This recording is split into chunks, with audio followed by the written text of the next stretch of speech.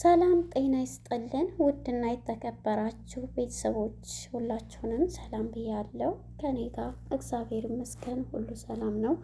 ከእናንተም ጋር ሰላም እንደሚሆን ባለም ሁሉ ተስፋ አለኝ። በያላችሁበት ሰላማችሁ ይብዛ። ወደዚህ ስትመጡ ላይክ፣ ሰብስክራይብ እንዲሁም ሸር ያረጋችሁ ለቤቱ አዲስ የሆናችሁ ደግሞ የደወል ምልክቷን በመጫን ቤተሰብ ይሁኑ። ወዳችሁና ፈቅዳችሁ ስለምትከታተሉ እናመሰግናለን። ዛሬ እንግዲህ ይዤላችሁ የመጣሁት አስተማሪና ጥሩ ናቸው ከሚባሉ ካነበብኳቸው ከብዙ አይነት ቅልቅሎች ጋር ነው ይዤ የመጣሁት ማለት ነው።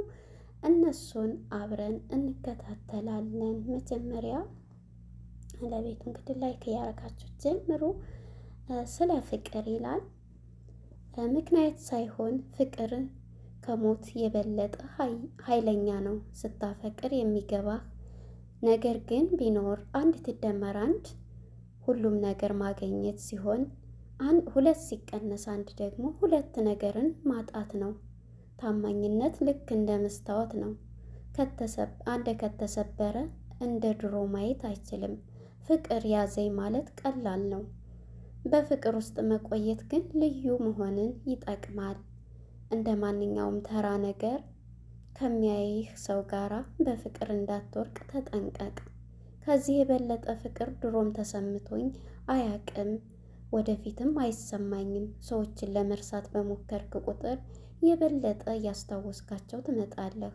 ለፍቅር ዋጋ አትለጥፍለትም፣ ግን ለመለዋወጫዎቹ ዋጋ መስጠት ትችላለህ። የማያፈቅር ልብ ከሚኖረኝ የማያዩ ዓይኖች፣ የማይሰሙ ጆሮዎችና የማይናገሩ አንደበቶች ቢኖሩኝ ይሻላል ይላል። እንግዲህ ስለ ፍቅር ማውራትም ሳይሆን በፍቅር ውስጥ ያሉ እንትኖችን ነው የሚገልጽልን ማለት ነው። ፍቅር ማለት ምን ማለት ነው ለሚለው ማለት ነው። እና እንግዲህ በፍቅር ውስጥ እንግዲህ የተከፈለ ዋጋ ባለ ታሪኳን አነብላችኋለሁ ማለት ነው። ነገር ግን አንዳንዴ በጣም አስተማሪ ጽሑፎችን ማንበብ ደስ ይለኛልና እስኪ ወደ ንባቦቹ እንግባ ማለት ነው። ሰው መሆን ከንቱ ነው ይላል። አንዲት ከልጅነቷ ጀምራ አይነ ስውር የነበረች ልጅ ነበረች። በአይነ ስውርነቷ የተነሳ ራሷን በጣም ትጠላ ነበር። ሰውንም አትቀርብም። ከባድ የመንፈስ ጭንቀትም ነበረባት። በዚህም ሁኔታ እድሜዋ ወደ 20ዎቹ ይጠጋል። በዚህም ጊዜ ታዲያ አንድ ሰው ትተዋወቀዋለች። ይህም ሰው ብልህና አፍቃሪ ስለነበረ ያደረባትን የመንፈስ ጭንቀት ፍቅር በመስጠትና ጥበባዊ ምክሮችን ይፈውሳታል። በየጊዜው ሂደትም በጣም የሚፋቀሩ ፍቅረኛሞች ይሆናሉ። ፍቅራቸውንም በጣም እያስቀና መጣ። አንድ ቀን ታዲያ አፍቃሪ ጓደኛዋ እንድታገባው ይጠይቃታል። የዓለምን ብርሃን ባይኔ እስካላየሁ ድረስ ማግባት አልፈልግም ነበር መልሷ። ከጥቂት ቀናት በኋላ በለገሳ በተገኘላት የዓይን ብሌኖች ቀዶ ጥገና ተደርጎላት ማየት ቻለች። ለመጀመሪያ ጊዜ ፍቅረኛዋን እንዳየችው ይህንን ጥያቄ እያቀረበላት ነበር። እሺ አሁን የዓለም ብርሃን አየሽ፣ ታገቢኛለሽ? ይህንን እንዳላት እሷም በድንጋጤና በመገረም የምትለው ይጠፋባታል። ምክንያቱም ፍቅረኛዋ አይነ ስውር ነው። ትንሽ ቆይታ መልስ ሰጠችው። አይነ ስውር ማግባት አልፈልግም የሚል። እርሱም በማዘን ይሄንን አጭር ማስታወሻ ጽፎ ጥሏት ሄደ። የዓለምን ብርሃን እንድታይ ሁለት አይኖችን መለገሴ አይጸጽተኝም፣ ምክንያቱም ለዘላለም አፈቅርሻለሁና ብሎ ጽፎላት ሄደ።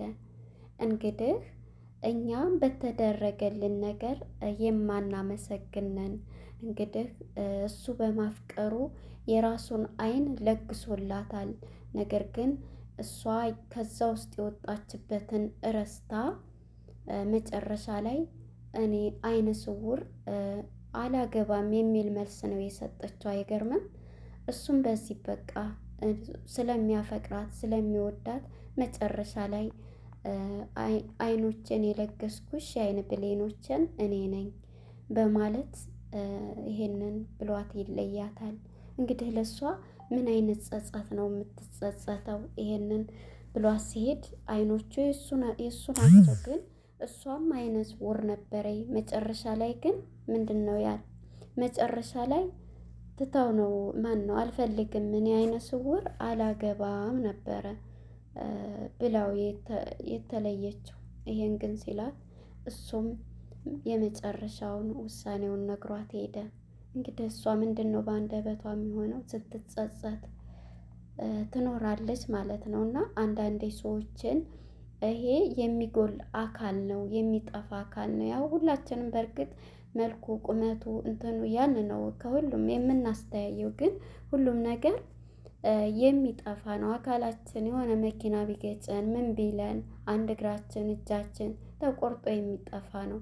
ነገር ግን እሱ ስለሚያፈቅራት ለአይን ብሌኖቹ አልሳሳም። ሲሰጣት ግን እሷ ያንን ረስታ መጀመሪያ አይኗ እንትንም ማለቱን አይነ ሰውር መሆኗን ማን ነው ረስታ መጨረሻ ላይ አይኗ ሲበራላት ግን እኔ አይነ በሲር አላገባም ብላው ተለየችው። እሱም መጨረሻ ነግሯት ሲሄድ በቃ ተጸጽታለች ማለት ነው። እና በጣም አስተማሪ ስለሆነ ነው ወደ እናንተ ያቀረብኩት። አሁን ደግሞ ወደ ሌላኛው ትርክያችሁ እገባለሁ ማለት ነው። ተከታተሉኝ። ግሩም አባባሎች። አሸናፊ ለመሆን አንድም ሰው እንኳን በማይተማመንብህ ወቅት በራስህ ማመን አለብህ። የራስህን የህይወት እቅድ ዲዛይን ካላደረክለት እጣ ፈንታ የሚሆነው በሌሎች እቅድ ውስጥ መኖር መውደቅ ይሆናል። ጨለማን ጨለማ አይገልጸውም ብርሃን እንጂ። ጥላቻን አይፈቅደውም። ጥላቻን ማጥፋት የሚቻለው ፍቅር ብቻ ነው። የስኬት ቀመር ልስጥህ አልችልም፣ ነገር ግን የውድቀት ቀመር ሊሰጥህ እችላለሁ። ያም ሁሉ ሰው ለማስደሰት መሞከር ነው። የማይገለን የህይወት ፈተና ጠንካራ ያደርገናል። በዓለም ላይ ራስን ከማንም ጋር አታወዳድር። ያን ካደረግ ራስህን እየሰደብክ ነው። ስለ አንድ ሰው ባህሪ ማወቅ ከፈለግ ስልጣን ስጠው። ሌሎች ሰዎች ምን ያህል በጣም ጥቂት ጊዜ ለአንተ እንደሚያስቡ ታውቃለህ? ኑሮ ሌሎችም ስለ እኔ ምን ያስባሉ ብለህ አትጨነቅም ነበር። ራስህን ሁን፣ የሚሰማህን ተናገር። ምክንያቱም ራስህን በመሆንህ ቅር ለሚላቸው ሰዎች ቦታ መስጠት የለብህም። ደንታ መስጠት የለብህም። የሚበጅህ ሰዎችን ደግሞ ራስህን በመሆን ቅር አይሰኙምና። 10 ቅን አሳቢ ሰውን ጽጌሬዳ አበባው ላይ ሲያስተኩር፣ ጨለምተኛ ሰው ግን ጽጌሬዳውን በመዘንጋት እሾሁ ላይ ያተኩራል። ሳንቲም ብዙ ድምፅ ያሰማል፣ ገንዘብ ግን ምንም አያሰማም። ስለዚህ ዋጋህ ሲጨምር ወሬህን እየቀነስክና ለቀላል ህይወት አትጸልይ። ሆኖም ግን አስቸጋሪውን ለመቋቋም ጥንካሬ እንዲኖርህ ጸልይ። ሌላን ሰው ለመሆን መፈለግ የራስን ማንነት ማባከን ነው። የዚህ ዓለም ታሪክ ማለት በራሳችን የሚያምኑ የጥቂት ግለሰቦች ታሪክ ማለት ነው። ሰዋዊ የወደፊቱ ለመተንበይ የተሻለው ዘዴ ወደፊት መፍጠር ነው ይላል። እንግዲህ ካነበብኩት ያገኘሁት አባባሎች አሸናፊ ለመሆን አንድን ሰው እንኳን በማይተማመንበት ወቅት የሚሰጥ ጊዜ ነው ማለት ነው። ስለዚህ ኦኬ፣ ተስፋ ብቻ አድርግ። ምናልባት አሁን ላይ በህይወትህ ከባድና ደስ የማይለውን ጊዜ ያሳለፍክ ይሆናል። በስራ ቦታ፣ በቤተሰብ፣ በምታፈቅራት በራስህ ደስተኛ አደለ ይሆናል። የምታየውን የምታየውን ነገር ሁሉ ሁሉ አልትም የምታየው ነገር ሁሉ አልጥምህ ብሎ ይሆናልን። ምናልባት ደግሞ ስራ ፈልገህ አንተ ይሆናል ራስህንም በሱስ ደብቀህ ይሆናል። በማትፈልገው መንገድ እየሄድክ ይሆናል። የቀደመውን ፍቅርህንም ረስተህ በሐሰት ጎዳና ላይ እየተመላለስክ ይሆናል። ግን ወዳጄ ያልነጋ ጨለማና ያላባራ ዝናብ የለም። ተስፋ እንዳትቆርጥ የፈለገ ቢደክምህምና ቢሰለችህ እረፍት አድርግ እንጂ እንዳትቆርጥ ይላል። እንግዲህ የምንድን ነው ተስፋ እንዳንቆርጥ የሚያደርጉ አንዳንዴ ነገሮች በመሀላችን ሲፈጠሩ በቃ አሁንማ ተስፋም የለኝ ቆረጥኩኝ በቃ ብለን የሆነ ጀምረን የማንጨርሰው ነገር ይመስለንና ተስፋ እንቆርጣለን። የዚህ ጊዜ እነዛ ነገሮችን እናቆማለን። ስለዚህ ተስፋ መቁረጥ የለብንም። አርፈን በዛው በጀመርነው መንገድ መሄድ አለብን። ለምን ብለን መተው ማቆም የለብንም ማለት ነው። እሺ እና ለሰው ልጅ ተስፋ ጠቃሚ ነው። ተስፋዎች ደግሞ የወደፊት ተስፋችንን እንቅፋት ቢገጥመንም ያን ተስፋ እንዳያጨልሙብን መሄድ እንጂ ወደኋላ መውደቅ የለም። ንግግሮች መሃል ከህሌናችን ጋር ማለት ነው። ውስጣዊ ሀሳባችን ከራሳችን ጋራ ማስታረቅ ሲሳንን ማውራት ትጀምራለህ። ሰውን ከወደድከው እንዲሄድ ፍቀድለት። ተመልሶ ከመጣ መቼም ትቶህ አይሄድም። ሂዶ ከቀረ ደግሞ መቼም ያንተ አልነበረም። ሁላችንም እንደ ብሩህ ጨረቃ ነን። ጨለማውን ክፍላችን ሁሌም አብሮ ይኖራል። ከማንም ጋር እንደሳቅ ልትረሳውም ትችላለህ። ከማንም ጋር እንዳለቀስክ ግን አትረሳውም። እስከምንለያይ ድረስ የፍቅር ነው ያህል እንደሆነ እናውቃለን ይላል። አመስጋኝ እንሁን። ከዕለታት አንድ ቀን ሞላና ሳርዶን በአንድ ተራራ አጠገብ ሲያልፉ ተንሸራቶ ወንዝ ይገባል። ከውሃውም ጋር ሲታገል ቆይቶ ሞት አፋፍ ላይ ሲቃረብ ሃይማኖት ባለፈበት ያላለፈው ሰው ወደ ፈጣሪው ጮሆ አምላኬ ሆይ እባክህን ከሞት አድነኝ፣ ካዳንከኝም ከዛሬ ጀምሮ እጸልያለሁ፣ ትእዛዝህንም እፈጽማለሁ እያለ ጮኸ። በዚህም ጊዜ ከወንዙ ዳርቻ ያለ አንድ የዛፍ ስር አጋጠመውና ለቀም አድርጎ አምላኬ ሆይ ግደለኝ አትቸገር አለ። ገና ይህንን ተናግሮ ሳይጨርስ ግን የጨበጠው ግንድ ተሰብሮ ተመልሶ ወንዙ ውስጥ ገባ። ተደናግጦም ምነው አምላኬ ሆይ ቀልድ አታውቅም እንዴ አለ ይባላል። ይቺ ትንሽ ቀልድ የአእምሯችንን አሰራር ቁልጭ አድርጋ ታሳየናለች። ሁላችንም ፈጣሪያችንን የምናስታውሰው በመከራችን እንጂ በደስታችን ቀን አይደለም። ወደ ቤተ ክርስቲያን ወይም ወደ መስጊድ የምንሄደው መቼ ነው? ጤነኞችና ደስተኞች በምንሆንበት ሰዓት? ጥያቄ አይደለም። ችግር ወይም መከራ በሽታ ሲደርስብን ብቻ ነው። በህይወታችን ውስጥ ሀብት ኑሮንም ብዙ ደስተኞችንም አይደለንም። ድሆችም ስንሆን ደግሞ ችግራችንን እና ስቃያችንን የበረታ ይሆናል። ጤነኞችም ስንሆን ጤነኞችም በመሆናችን አምላክን አናመሰግንም። ስንታመም ግን ህይወታችንንና በአጠቃላይ መኖራችንን እንረግማለን። አንዳንዶቻችንም እንደውም ያሉንን መልካም ነገሮች ሁሉ ለመራገም ትንሽ የራስ ምታት ትበቃናለች። ለማመስገን ግን እንሰጥ። አሁንም እናመስግን። ስናመሰግን የሌለን ነገር ይጨመርልናል ይላል። እውነት ነው። እኔ ከዚህ ያው ቅልቅል ነው ብያቸዋለሁ ያኔ ጥሩና በቃ ገንቢ ናቸው ያልኩትን ደስ ያሉኝን ነው እያነበብኩ ያለሁት። እዚህ ላይ እንግዲህ ትምህርት ሰጪ ናቸው ያልኩት አንድ ሰው መቼም ከራሴ ጀምሮ የሆነ ነገር ስናገኝ የሆነ በቃ ፉል ከሆን የሆነ ሁሌም እንደዛ የምንሆን ነው የሚመስለን። ይሄ ደግሞ ፍጹም ስህተት ነው። ሲኖረንም ስናጣም ምንም በማንኛውም ቦታ ሆነን ፈጣሪያችንን ማመስገንን መርሳት የለብንም። እንግዲህ ከዚህ ከታሪክ የተማርነው ቀልድ ብሎ መጀመሪያ ፈጣሪውንም ድሮ የማያውቀውም ነገር ግን በችግሩ ሰዓት ያን ሰዓት አምላኬ ካሁን በኋላ እኔ ጸላይና መስጋኝ እሆናለሁ ብሎ ደግሞ ባፉ በመጥፎ ነገር ተናገረ። እዛው ውስጥ ገባ ማለት ነው። እዛ ውስጥ ሲገባ እንግዲህ ምንድን ነው የገጠመው?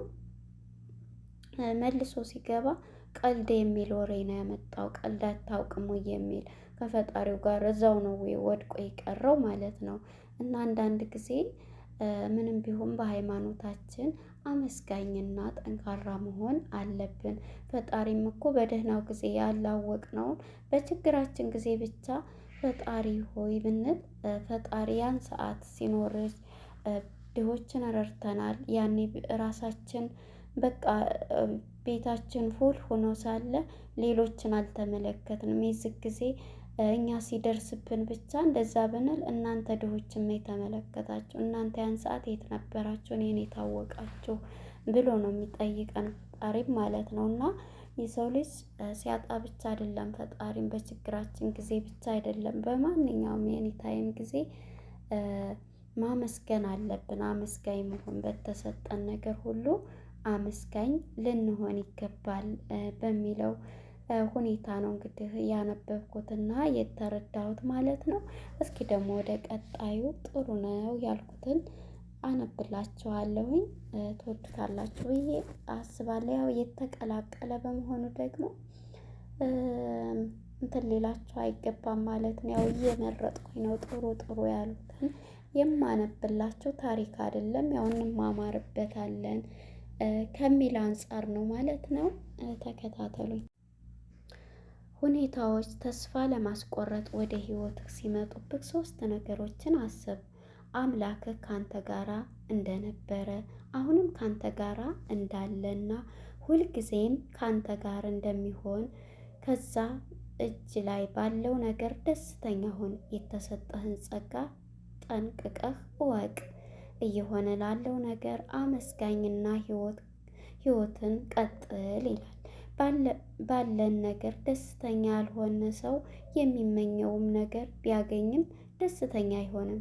እንዴት ተባለ? ሁልጊዜም ከማማረር በመውጣት እጅ ላይ ያለንን ነገር በማወቅ በእርሱ ደስተኛ መሆንና ቀጣዩን ነገር ለማሳካት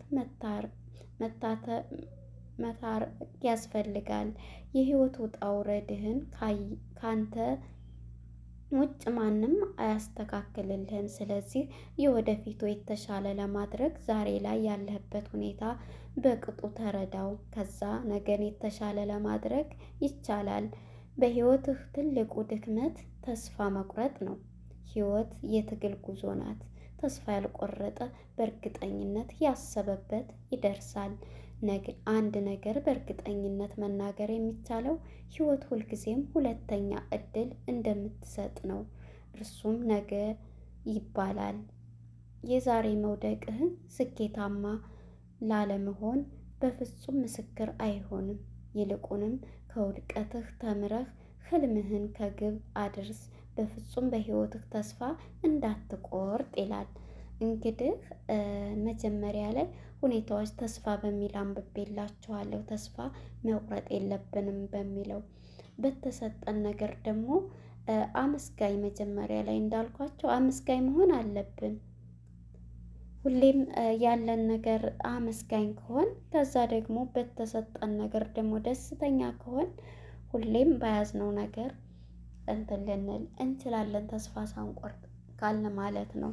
ስለዚህ በነገሮች ሁሉ ተስፋ መቁረጥ የለብንም ማለት ነው። በፍጹም በህይወታችን ውስጥ ተስፋ መቁረጥ የለብንም ነው የሚለው የዛሬው የእንትን ጽሁፍ ማለት ነው። በህይወት ውስጥ ለሚመጡ ሁሉ ባለን ነገር ደስተኛ እንድንሆን ያደርገናል። ህይወት ውጣ ውረድ ውስጥ ያጋጥሙናል።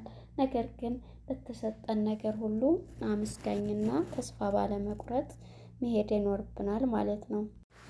አሁን ደግሞ ሚስት ባሏን ልትፈትንበት የፈለገችበትን አነብላችኋለሁ ማለት ነው። ተከታተሉኝ። ሚስት ባሏን ልትፈትን ፈለገች። ከኔ ተለይቶ ሲያድር ወይም ድንገት ከቤት ሲያጣኝ ምን ይሰማል ብላ ራሷን ጠየቀች። የሚለውን ለማወቅ አቀደችና ባለቤቷ ከስራ በሚመለስበት ሰዓት ጠብቃ አልጋ ስር ተሸሸገች። በብጣሽ ወረቀት ቤተሰቦቼ ጋር ሄጃለሁ፣ አልመጣም፣ አትጠብቀኝ የሚል ማስታወሻ ጽፋ ኮሜድኖ ላይ አስቀምጣ አልጋ ስር ገባች። ባል ወደ ቤት ሲገባ ባለቤቱ የለችም። ወረቀቱን አነበበና እሱም መልሶ ጫር ጫር አድርጎ ወረቀቱን ያገኘሁበት ቦታ አስቀመጠውና ልብሱንም መቀየር ጀመረ። ልብሱን ቀይሮ እንደጨረሰ ሞባይሉን አነሳና ሄሎ ፍቅሬ፣ የኔ ማር እንዴት ነሽልኝ? ዛሬ ምርጥ ጊዜ እናሳልፋለን። ባለቤቴ ቤተሰቦቿ ጋር ሄዳለች፣ አትመጣም። አንቺ እኮ ማር ነሽ። እሷ ሳላገባ ባውቅሽም ኑሮ እሷን አላገኝም ነበር። አትመጣም። አንቺ እኮ ማር ነሽ። እሷን ሳላገባ ባውቅሽ ኑሮ እሷን አላገባም ነበር። ከ5 ደቂቃ በላይ አልቆይም።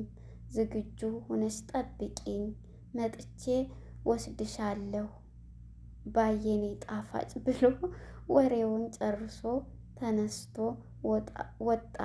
ሚስት አልጋ ስር ሆና ቀጥል ብንግግር ብላለች። አልጋው ስር ሆና ቅጥል ብግን ብላለች። ይቅርታ ለፊደሉ ሆና ቅጥል ብግን ብላለች። ልክ እንደወጣ አፍናው የቆየችውን ለቅሷን አፈነዳችው። ከዛም ምን አባቱ ነው ጽፎ ያስቀመጠው አለችና ወረቀቱን አንስታ ስታነበው ቂሎ ባንቺ ቤት መደበቅሽ ነው አይደል? እግሮችሽን ገና ስገባ ነው ያየሁት። በይ እራት ገዝቼ መጣሁኝ። እንባሽን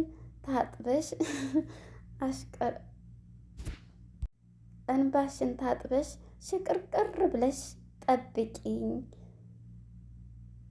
ብለሽ ጠብቂኝ ነበር የሚለው ፍቅር ብሎ የሰጣት ማለት ነው። እንግዲህ አንዳንዴ ነገሮችን በጣም እያሳቀኝ ትርክት ነው። ነገሮችን እኛ እንዴት ነው የምንረዳው? ስለዚህ እሱን ለመደበቅ ነበረ የገባችበት ሂደት።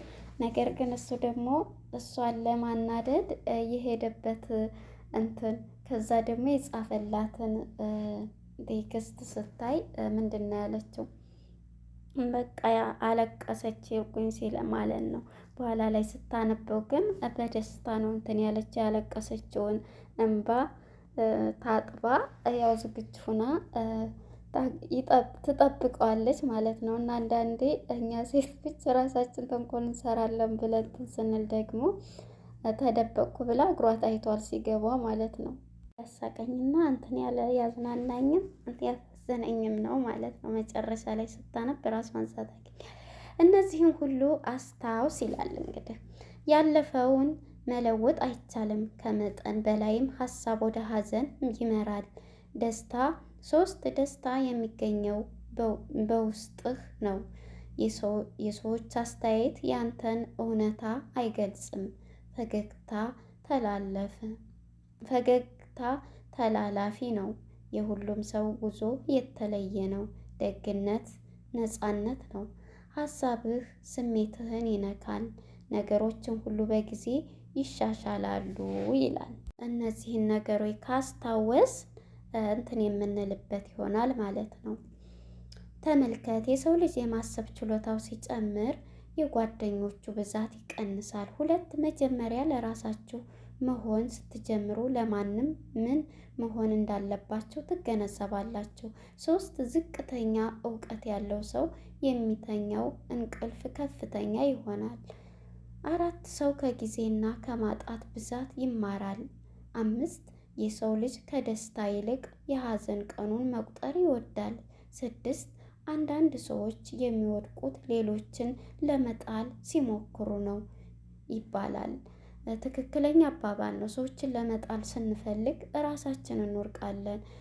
ሰዎችን ለመጣል የምንቆፍረው ጉድጓድ ቀድመን እኛ እንገባበታለን። ስለዚህ ሰዎችን ከክፋት ይልቅ መልካምነትን ማሰብ ጥሩ ነው ማለት ነው። ይህን ይመስላል። እስኪ ስኬት ለስኬት ምን አይነት እንትን አለን የሚለው የስኬት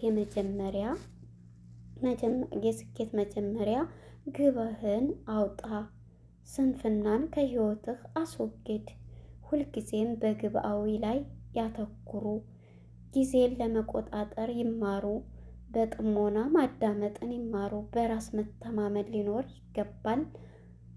ሰባተኛ ሀቀኛ መሆን ተማር። ስምንት እንዴት እንደምንናገሩ ይማሩ፣ አዎንታዊ መሆኑን ይማሩ።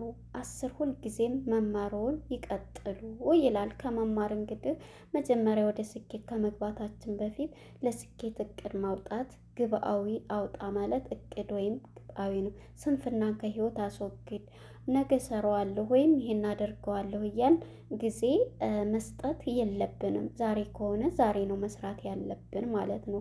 ሁልጊዜ በግብ ላይ ያተኩሩ። አይዋ አንድ ነገር ጀምረን ካልተሳካልን ስኬታማ ይሄ ላይሆን ይችላል።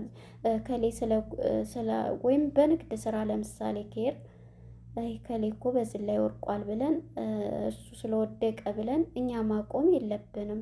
የያዝነውን እቅድ በራሳችን መመራት፣ በራስ መተማመን ሊኖርብን ይገባል። ጊዜን ለመቆጣጠር ጊዜያችንን መጠቀም አለብን። ዛሬ ካልተጠቀምንበት ነገ ሁሉም ነገር ልናገኘው አንችልም። ማይክሮ ሰከንድም ቢሆን ማለት ነው። በራስ መተማመን ሊኖረን ይገባል። እውነት ነው። በራሳችን ካልተማመን በሰዎች ከተመራን መቼም ቢሆን በራሳችን ቆም አይደለም ማለት ነው። ሀቀኛ መሆንን ተማር። እውነት ነው። አንደኛ እውነትን ይዘህ በእውነት ላይ አተኩር ብሎ 10 ነጥቦችን ያው በነጥብ ነው ተቀምጠዋል ማለት ነው። እነሱን ደግሞ በዝርዝር ሀሳብ በቀጣይ እንማማርባቸዋለን ማለት ነው።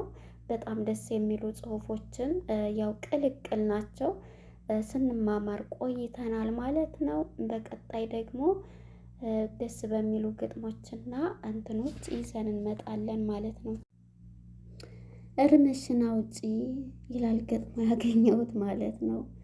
አይታወቅ ብዬ የወንድ ብር አምባሩ ድንግል ነኝ እያልኩኝ ለሀገር ለመደሩ ያችም ስትመጣ የመጀመሪያዬ አንቺም ስትመጪ የመጀመሪያዬ ለዛችም ለዚችም የመጀመሪያዬ ምናምን ምናምን ሰው ስወድ አምርሬ እያልኩኝ መሸንገል መዋሸት አስሬ ለራሴው ሰለቸኝ ልንገርሽ ለራሴም ሰለቸኝ ልነግርሽ ነው ዛሬ በይ እርምሽን አውጪ እንዳይከፋሽ ፍቅሬ 18ኛ ነው ሰው ስወድ አምርሬ ብሏታል። እንግዲህ እየዋሹ ለሚገኙት አፍቃሪዎቹ በጣም አንዳንድ ውሸት ስናበዛ ጭንቅላታችን እንቅልፍ ራሱ እናጣለን። ውሸት ለህሊናችን ራሱ ጥያቄ ይሆንብናል ማለት ነው። እንግዲህ እሱ ጥያቄ ሆኖበት የመጀመሪያ ነሽ ያችንም ስትመጣ የመጀመሪያ ነሽ በማለት እንግዲህ በውሸት ላይ የተመሰረተው ፍቅር ማለት ነው።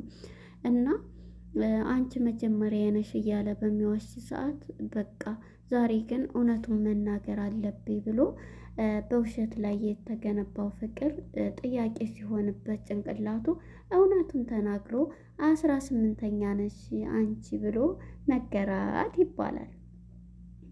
አንደርስታንድ እንግዲህ ውሸት አንዳንዴ ጭንቅላታችንን እውነት እየመሰለ ዝም ብለን ባወራን ውሸት አንድ ሰው ቢያወራ ማንን ነው የሚጎዳው? ለጊዜው ሰዎችን ሊጎዳ ይችላል፣ ግን ሁሌም ራሱን ይጎዳል። ሰዎቹን በስሜታዊ ወይም በውሸት እየዋሸ ከሰዎቹ ጋር ቢያጋጭብን ቢል እነዛ ውሸቶች ሰዎች ላይ ግጭት ይፈጥራል ማለት ነው። ሶ አሁን ላይ እንግዲህ በሚዋሽበት ሰዓት ጭንቅላቱን መቆጣጠር አቅቶታል ማለት ነው። ስለዚህ ውሸቱ እንደዚህ በሚልበት ሰዓት እውነቱን ተናግሮ አንቺ 18ኛ ነሽ፣ እኔ እስካሁን ሰልችቶኛል፣ ያችም ስትመጣ የመጀመሪያ ይችም ስትመጣ የመጀመሪያ እያልኩኝ ራሴን በጣም ጎድቻለሁ እያለ ነው እንግዲህ የተናገረው ማለት ነው። እውነቱን ስለተናገረ እናመሰግናለን። የነበረን ቆይታ ይሄን ይመስል ነበር። ያው እንግዲህ ከሁለገብ ነው ያቀረብኩት፣ ሁለገብ ነው እየፈለግኩ አሁን ግን በራሱ ትርክትና በአንድ እንትን ላይ እመጣለሁ ማለት ነው።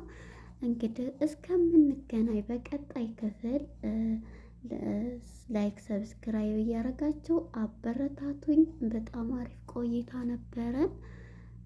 ከምንም በላይ ለሀገራችን ሰላም፣ ፍቅር፣ አንድነትን ይስጠን። ሁላችንም ታማኝና እውነተኛም ያድርገን ማለት ነው። እንግዲህ መጀመሪያ ያለው ታሪክ ነው አስተማሪና እውነታ መስሎ ይታየኝ ማለት ነው። እንግዲህ ካነበብኩት አይኑን ሰጥቷት የአይን ብሌኑን ሰጥቷት መጨረሻ አይኗ እንትን ሲል የሰጠችው መልስ ማለት ነው የሰጠችው መልስ ማለት ነው። እንግዲህ ለነበረን ቆይታ በጣም አመሰግናለሁኝ። በቀጣይ በአዲስ ርዕስ እስከምንገናኝ ድረስ ሰላም ለሀገራችን፣ ሰላም ለሕዝባችን። ላይክ ሰብስክራይብ አድርጉ ላለሁኝ መልካም ጊዜ። ባይ ባይ። ወዳችኋለሁ።